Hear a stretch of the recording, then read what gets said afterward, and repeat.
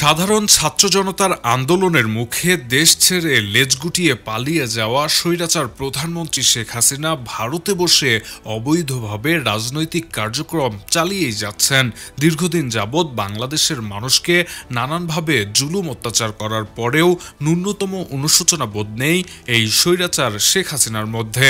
জনগণের আন্দোলনের মুখে ক্ষমতাচ্যুত হওয়ার পরেও স্বপ্ন দেখছেন আবারও বাংলাদেশের ক্ষমতার মসনদে বসবেন তিনি। স্বপ্ন দেখছেন আবারও বাংলাদেশের প্রধানমন্ত্রী হওয়ার। তবে বাংলাদেশের জনগণ যেখানে তাকে প্রত্যাখ্যান করেছে, সেখানে শেখ হাসিনা সহ আওয়ামী লীগের পুনর্বাসন একেবারেই অসম্ভব। তবে ভারতে থেকে আবারও শেখ হাসিনা প্রতিশোধ পরায়ণ মন্তব্য করেছেন। বুদ্ধিজীবী দিবস উপলক্ষে দেয়া তার বিবৃতিতে তার বিরোধী পক্ষকে দাঁত ভাঙা জবাব দেওয়ার হুমকিও দিয়েছেন। সজীব ওয়াজেদ জয়ের শেয়ার করা সেই বিবৃতিতে শেখ হাসিনা বলেন, স্বাধীনতা বিরোধী অপশক্তির অপকর্ম বীর বাঙালি কোনোদিন মেনে নেয়নি, ভবিষ্যতেও মেনে নেবে না।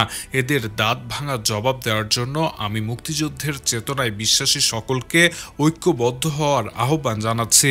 তবে সামাজিক যোগাযোগ মাধ্যম ফেসবুকে সজীব ওয়াজেদ জয়ের ওই পোস্টের নিচে অনেকেই মন্তব্য করেছেন, শেখ হাসিনা যতই হুমকি ধামকি প্রদান করুক না কেন, আবারও রাজনীতির মাঠে ফেরা শেখ হাসিনার জন্য একেবারেই অসম্ভব। দর্শক, এমন আলোচিত খবরের ভিডিওগুলো সবার আগে পেতে এখনই সাবস্ক্রাইব করে রাখুন ইবিডি নিউজে। সেই সঙ্গে আমাদের ফেসবুক পেজটিতে ফলো করে দিতে ভুলবেন না। কথা হবে পরবর্তী ভিডিওতে, সে পর্যন্ত ভালো থাকবেন।